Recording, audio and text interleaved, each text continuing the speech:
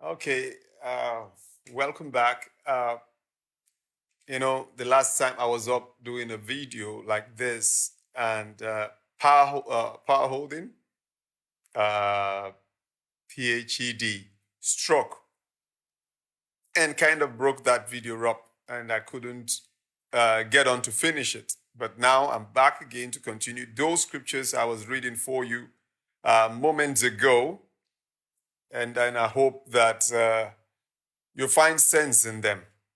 Now, I began with a series when I talked about open your mouth, and we were able to read Psalms 81, verse 10, when the Lord said, I am the Lord your God who brought you out of the land of Egypt. First of all, he introduced himself to us as our God. Then he tells us where he brought us out of. He tells us that he brought us out of slavery. Need us to understand that, carry that in our head, carry that as a mentality, though we are no more slaves, right? And after having established that point, he went on again to tell us that we should open our mouth, then he will fill it.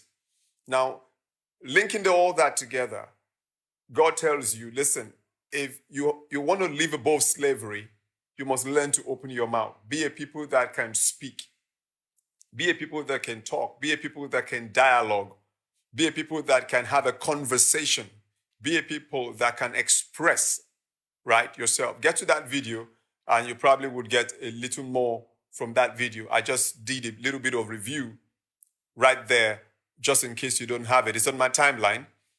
And then I was establishing another point, which was the issues of crying out the more. I remember in one of those series, I talked about the fact that your mouth should not be short. It's the lion's mouth that should be short, right? It's the lion's mouth. The lion are out to devour you, to destroy the people, to swallow up our resources. The Bible says the devil himself moves around like a roaring lion, seeking whom he may devour. So it's the lion's mouth that should be short, not the people's mouth. So when they got the king, Darius, to get Daniel thrown into the den, they expected Daniel to be food for the lion. The king came up the next time and asked, has your God been able to deliver you from these lions? And Daniel said, God has sent his angel and shut the mouth of the lion. So Daniel could speak, the lion's mouth was shut. People need to live to enjoy the freedom and liberty that God has given to them. And one of those, you see, and some of those freedoms are in our present day constitution, that we have to be a people with an ability to be expressive. We have to be a people with an ability to express ourselves. And this is very vital. This is a very important aspect of whatever you have to do. Let the lions that devour the people be shut. Let them keep the mouth shut. Let their mouth be closed. And let the people have an ability to express themselves and to speak. Let the people be able to pray. See, the reason Daniel ended up in that lion's den in the first instance was because there were some people who didn't believe that Daniel should have the right to pray. Daniel shouldn't even have the right to speak at all. But Daniel said, no, you can't take that right from me. He opened his windows up into Jerusalem and he said, I'm going to take this risk. It might be a matter of life or death, but I'm not going to have my mouth closed. It's my right to pray. It's my right to speak. And Daniel continued to pray. The king understood it. Some of the people in power understand what the young men today are clamoring for. They might act like they do not, but you know exactly what it means when young people say, don't kill us, right? Don't be brutal. Follow procedure, follow the law. If you arrest people, charge them to court. Let the judges look at their merits, look at the case, look at the evidences before him and decide what level of punishment to give to the person. And if it is a pardonable offense, why not let the person go? And these are some of the little things here and there that we need to come to terms with. But the society wants to gag the young people, wants to gag us, wants to gag the citizen, not because they don't know. Darius will fall for the plan or fell for the scheme of getting Daniel thrown into the lions den, knew that was not right. It wasn't even right. He was the first person to get up there to find out if Daniel still had a voice. The people should still have a voice. I believe that any reasonable government will not want to take the voice away from the people.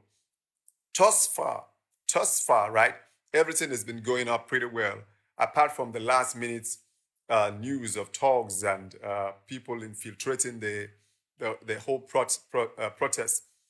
What we are looking out for in the next couple of days is a more formidable roundtable dialogue kind of setup where people can very easily, say what they have to say now in a more organized manner.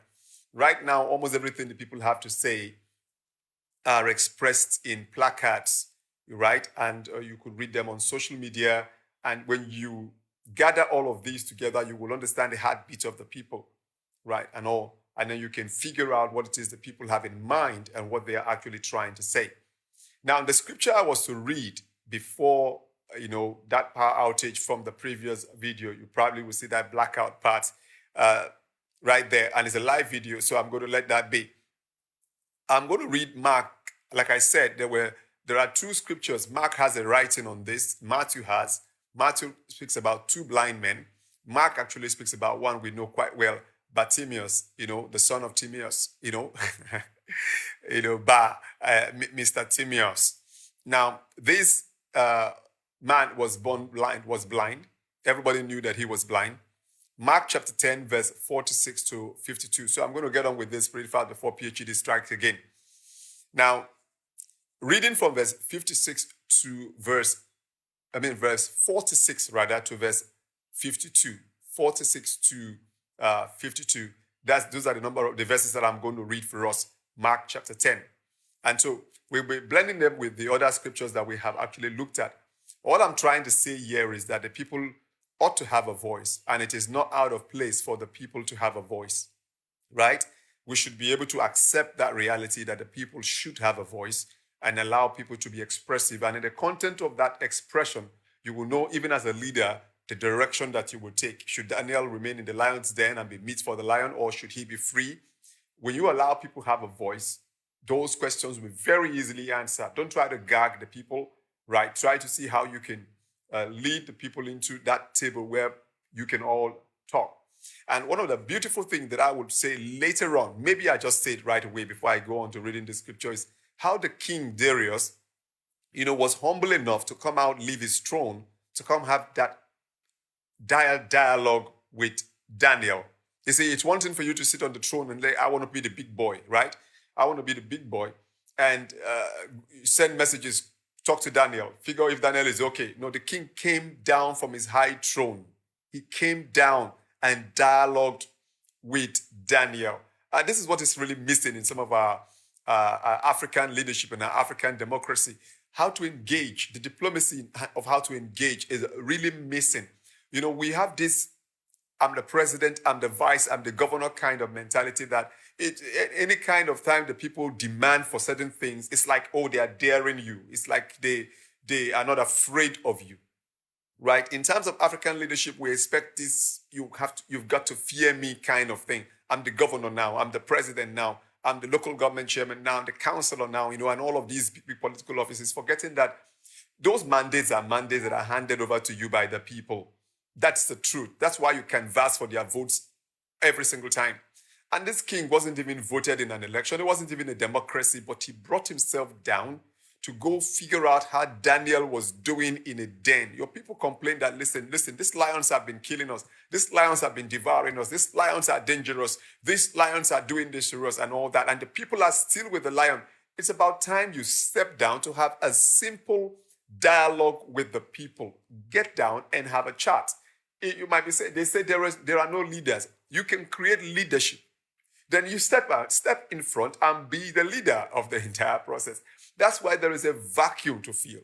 And you're not stepping in, the presidency is not stepping in to fill the vacuum. The governors, they're not stepping in to fill. People on the street say, we've got no leaders, meaning that there is a vacuum, meaning that there is an opening there for somebody to be a leader. And I have said it, it's the position, it's where the president can step out and fill that gap and be that leader of the people. That's why that vacancy exists. But you want the people to create a leader. They've already kept a space there, and they want you to come up and fill that space and be the one to say, okay, I'm the leader in the country, and I want to make this, I want to ensure that I'll be in the forefront to lead this to a very profitable and will be good for everybody. But that's not happening. All right, let me get back to the Bible verse that I wanted to read. This Mark 10, 46 to 52. It says, and they came to Jericho, and as he went out of Jericho with his disciples, and a great number of people, blind Bartimaeus, the son of Timaeus, right? Like saying, hey, this is Timaeus, right? He is Mr. Timaeus' son, sat by the roadside begging. So he was begging. And this is the dire situation that most Nigerians are in, begging, living with almost nothing, living, in the least of their lives. Their incomes are nowhere, especially after the pandemic struck. Some persons didn't have money for their rents, money for food. Forget all those Indomie palliatives that you guys sent around with half tubers of yam and the bread that boys used to play soccer on the streets. Though people are out literally almost begging, right? There are no jobs. Some people can't drive on their roads. Look at our roads. I shouldn't even go there, not even talk about our roads. Wrecking cars and the roads are useless. You keep developing just the urban cities, just the major cities, so that you can take pictures and post it on the wall and show to people that you're working very, very hard. But the rural cities, the rural communities in your states are looking like, well, let me not repeat the word that Donald Trump used to describe Nigeria because it's a horrible time, but you know what I'm talking about. We have to come to the time that they say the people are like that, begging. And the Bible says in verse 47,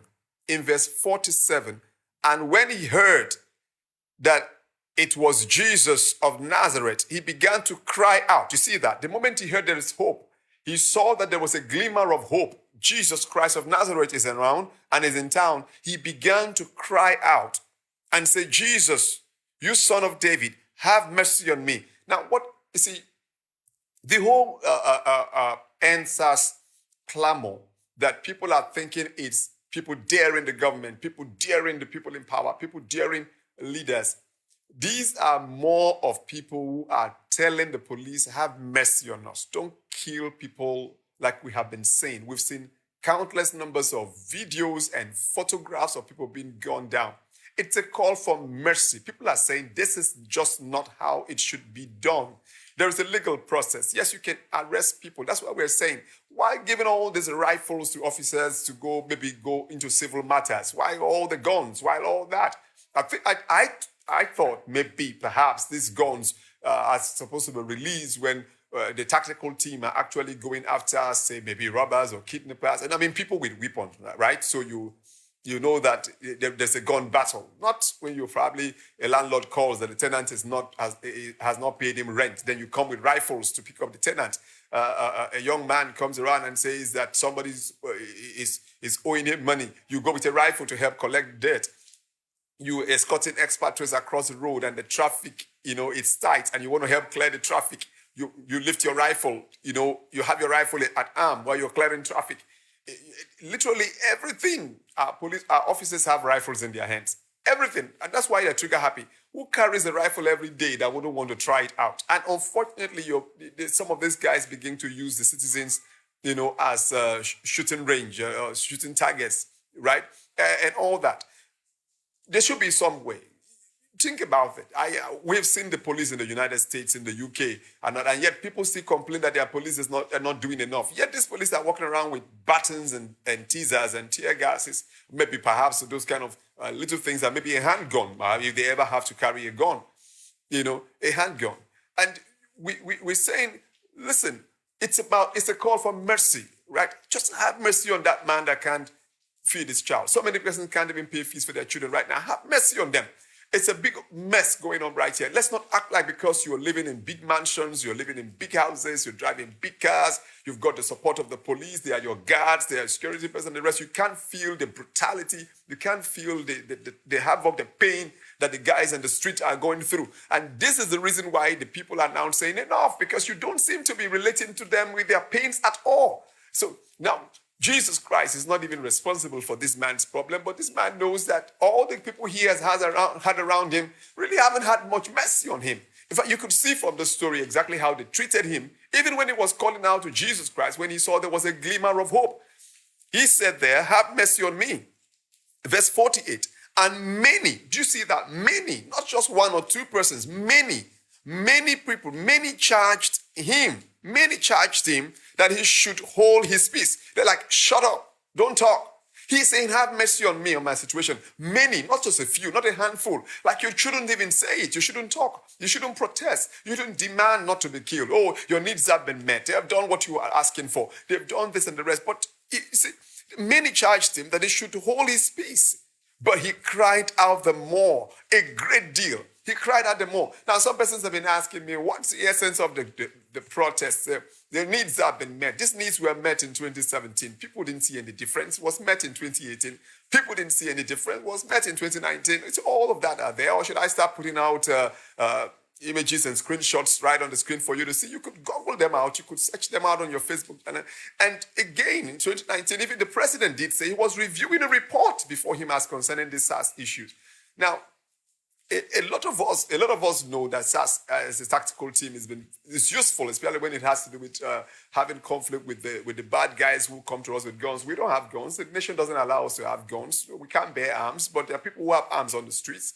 And these guys have a responsibility and a job. And then with the first time they were created, people were very happy about the entire idea because they were doing their jobs. But right now, people are saying, oh, we need a reform. We need to correct something that has just gone wrong. And people keep saying, no, you shouldn't. It's enough. They've heard you. They've heard you. Keep your mouth shut. But Bartimaeus said, I'm going to keep crying out, and I'm going to cry out the more. Watch that. The Bible says he cried out the more, and not just he cried the more, a great deal. People say, but this is excessive. It's too long. It's lengthy, and all that. Yes, you could say that because you have not been a victim. You have not been the Bartimaeus that's been begging. You've not been the Bartimaeus on the street. You've not been the Bartimaeus that's been hungry. You've not been the Bartimaeus that's been ridiculed, shamed, brushed around. And even right this very moment when he is trying to connect with Jesus Christ, many are still telling him, you don't deserve to talk to Jesus. You shouldn't even be talking. You shouldn't even be screaming. Keep your mouth shut. They are still trying to hush him and stop him. And this man kept crying, you son of David, have mercy on me. Now he became very, very specific. Look at that text. He said, you son. I'm not talking to all these people trying to hush me. I'm not talking to the people trying to shut me down. I'm not talking to the people who don't understand my state and what I am going through. I'm talking to you, son of David. I'm saying, you, son of David, have mercy on me. Now, I'm calling on those who have the ability. And this man is talking to somebody who could fix his problem. And the Nigerian youths are talking to the government that can fix their issues. And it shouldn't just be about wanting to make them stop. Your focus is so much about wanting to make them stop the protest. We want the protest to stop. You're paying lesser attention to what you should be doing in fixing the problem and creating the solutions that you are giving to wanting to make Bartimaeus stop crying. This is Bartimaeus' opportunity. He has never cried like this before. He has just found a chance, a window, an opportunity where he can cry out at this point in time. And all that he gets back from people is, shut up, shut up, shut up. Don't cry. Listen, this is about what's going on in the world. And this cry is not going to stop. And look at that. Verse 49. And Jesus stood still. Right at that point, Jesus stood still and commanded him to be called. And they called the blind man, saying unto him, be of good cheer, rise, he calleth you. That's why I talked about Daniel and Darius and how that people say that the protest has no leader, the protests have no leaders. And I said, that's because there's a vacuum. Jesus stood by and says, hey, bring him over here. Let's have a dialogue. Let's have a talk. Let's have a conversation. Let's see how your problem can be fixed. You're busy looking for a specific leader to talk to. You don't have to be looking for a specific leader to talk to. Believe me on this. I know it's going to be a sweet dialogue, roundtable talk when you have some individual sitting down representing the youth, but not in this case because it's gone out of that. Who should have been speaking on behalf of Bartimaeus? That person wasn't there. The people weren't there now. Bartimaeus is crying out on his own. You have to be talking directly with Bartimaeus. Now, how in the world am I going to talk to all of the youths in the nation? Well, have you been talking to them before? Your Twitter handles are there. Your televisions are there. You were talking to them during the election. I want to figure out, how were you talking to them during elections? Were you talking to their leaders? Were you went canvassing for votes in all of the local governments and the states and all of the cities and towns and the rest? where you arrive, where the politicians get into a location and saying, can I have your leader so I can talk just to your leaders? Or you were talking to people, you were trying to get them to vote for you. So if you guys were so effective in communicating with people without specific leaders representing them throughout your political pursuits and your political campaigns and all that, then you must understand that in the very same way, you can have a conversation with the very same people just as though you are soliciting for their vote one more time, right? And this time around, you're trying to solicit for what is called a vote of confidence. And the people need to have a confidence in you. And they can trust that you can change something. And when they do trust you can change something, the protest itself is going to fade off on its own naturally. Because the more trust they have on the system now, and it's your job to restore that trust. The more trust they have in the system, the lesser they will want to prevail. And you can't see Bartimaeus yelling any longer after Jesus Christ paid attention to him, after Jesus Christ called him, after Jesus Christ invited him, after Jesus Christ gave him a chance to get up and speak. You can hear that. Verse 50 says, and he, casting away his garment, rose and came to Jesus. So he put off that garment. He threw it away, took on a new attitude. He is going to have a talk with Jesus. Because a conversation has been established. A door has been opened. You don't just try to hush somebody who is crying out in pain. Don't try to hush fathers and mothers who are mourning their children thinking they're not going to talk. Don't try to use your political gimmicks and threats of national security or this region is going to war with this region if anybody is taken out of power. I've said it over and over and over. Listen to the protesters. Nobody's really, you might have one or two persons carrying some funny placards, but goodness gracious. Are you going to settle down for one or two placards that talks about your resignation?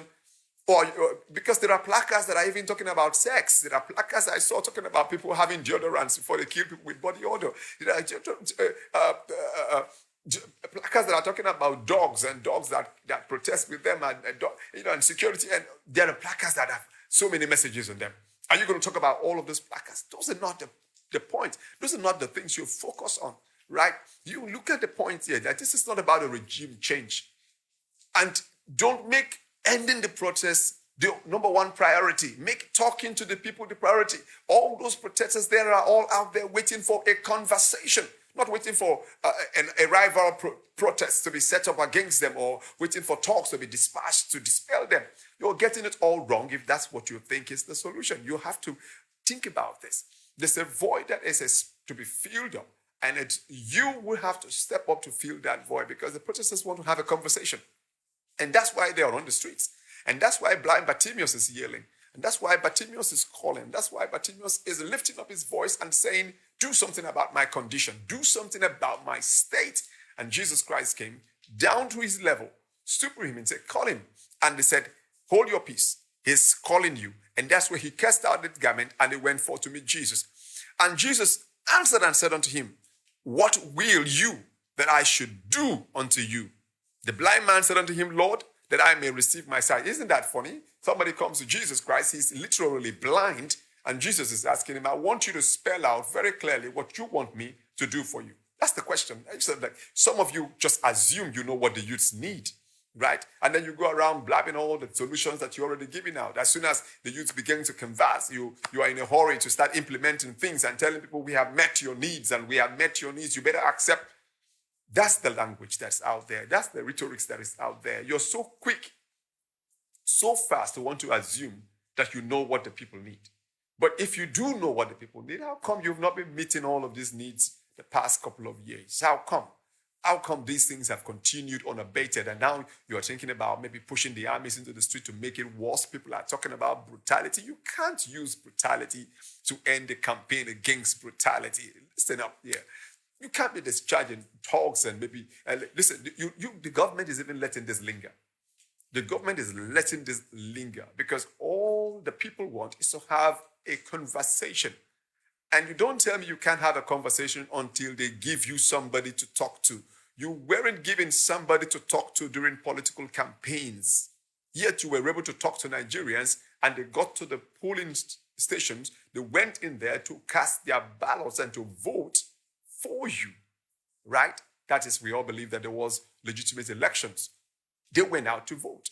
And you were able to talk to particularly everyone. I didn't see any leader representing me to come back with a message from politicians that politician A, B said that to determine who I get to vote for. You all were on TV making adverts, making speeches, talking, sending messages, campaigning, turning people around and all that. Remember, the vice president was even actually in the market giving out trader money. Yes, you were out there giving out trader money. I mean, literally, you were out there, literally. I don't understand why after people have win elections and all that, it's difficult for them to be out interacting with people any longer. They have this wall around them, this big man wall, like somebody just voted you into an empire, right? And Jesus said, go your way. Your faith has made you whole. And immediately he received his sight and followed Jesus in the way. You want people to follow you, right? You want people to walk with you. That's as easy as it is. Jesus gave him what he wanted. Straightforward, no strings attached. And guess what? He followed Jesus. Let's not even talk about the garment he threw away, how he got to follow Jesus after he has lost his garment. But he followed Jesus, right? He followed him. The same direction, the same pathway. And they went just like that. He followed Jesus. He went with Jesus. And I'm painting this picture. Maybe those of you who are not Christian might understand the picture that I'm painting, but those of you who are believers should understand the picture that I'm painting here, because I'm painting them with the Bible. And I'm going to come again to make perhaps my last illustration on this one from another Bible story. I'm trying to separate them.